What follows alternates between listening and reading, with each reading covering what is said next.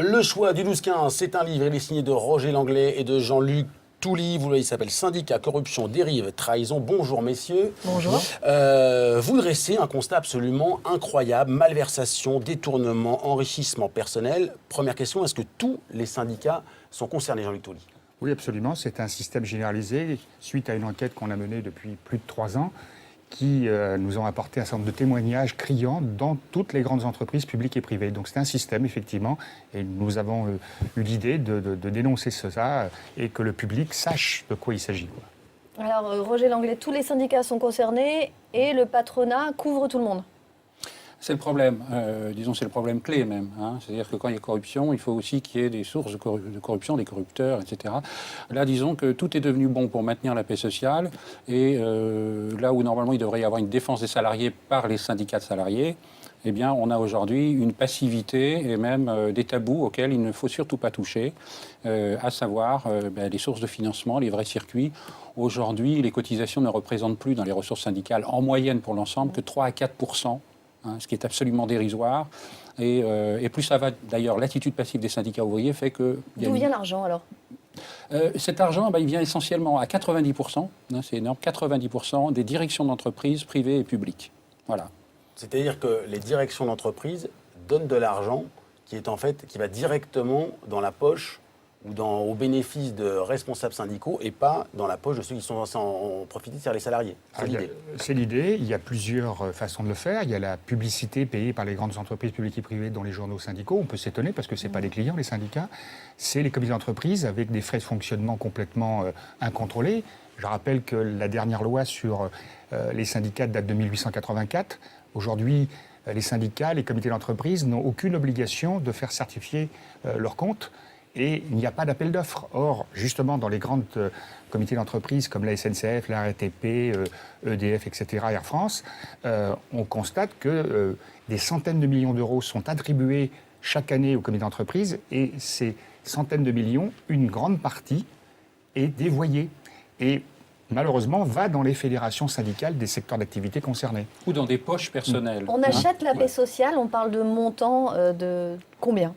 On parle de quoi en fait, ça se joue sur des milliards. Si on regarde toutes les sources de financement, y compris donc, le fait de siéger dans les organismes paritaires, le 1% logement, la sécurité sociale, etc. Là, vraiment, ça se joue sur des milliards et des milliards. Beaucoup d'argent part dans des poches personnelles à travers des systèmes de surfacturation et de rétrocommission ou tout simplement de fausses factures. Alors là, clairement, vous donnez des noms, vous expliquez le système. Alors on ne va pas pouvoir évidemment prendre tous les exemples, mais vous parlez beaucoup de Bernard Thibault, qui était à l'époque secrétaire général de la CGT, et de sa femme, ça se passait à la SNCF. C'était quoi, en gros, l'idée? Eh bien, il y a 26 comités d'établissement qui gèrent les activités sociales et culturelles de l'ensemble des salariés, et il y a un comité central qui gère les cantines, qui gère les colonies de vacances, les centres de vacances. Dans les 3 ou 4 grands dirigeants de ce comité central, il y a Madame Thibault, il y a aussi les 2 enfants Thibault qui ont été recrutés depuis peu. Et cette personne, si vous voulez, sans appel d'offres, a confié un certain nombre de prestataires qui ont surfacturé, je mis le mot surfacturé, et par ce biais-là, a acheté effectivement une sorte de paix sociale, mais des salariés du comité central nous ont informé justement que le contrôle de gestion n'est pas assuré, et que ces gens qui nous ont informés ont été victimes de harcèlement. Notamment le contrôleur de gestion, qui a quand même été licencié de façon abusive pour avoir dénoncé l'opacité sur les comptes qu'il devait vérifier. Il y a des représailles qui sont très fortes, avec des pressions qui sont très fortes pour que le système perdure. On a un véritable système de harcèlement moral et de licenciement abusif. Et on a des jugements qui ont eu lieu récemment avec notre avocat Emmanuel Burger. Au niveau de la SNCF, il y a des gens qui ont été condamnés au niveau du comité central d'entreprise, des comités d'établissement de la SNCF. Donc on ne part pas sur des idées... A priori, la SNCF, mais d'autres entreprises aussi? Oui, la RATP, la EDF, évidemment c'est connu. Air France, où je dirais par rapport à ce que disait Roger, comment se fait-il que le patron d'Air France, qui est le président du comité d'entreprise, a laissé faire ce déficit qui s'est accumulé depuis plusieurs années et a même ouvert un compte pour que justement ces syndicats qui dirigent ces comités d'entreprise puissent payer leurs prestataires.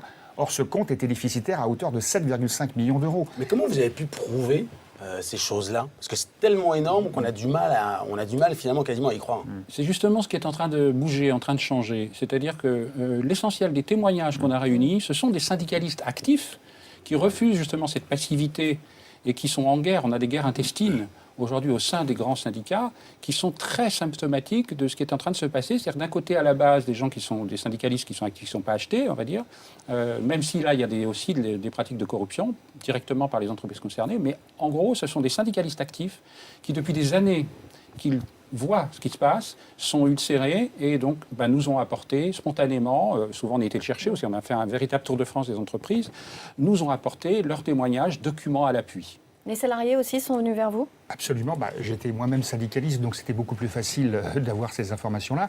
Et par exemple, un prestataire de service qui organise l'arbre de Noël pour le comité central de la SNCF, l'entreprise Kingsway, était obligé par son fournisseur sous son traitant de payer une publicité dans le journal de la Fédération CGT des cheminots pour pouvoir avoir le marché. Donc tous ces procédés, nous les jugeons absolument inqualifiables. C'est un système mafieux. C'est Ce un sont système des pratiques mafieuses. Absolument.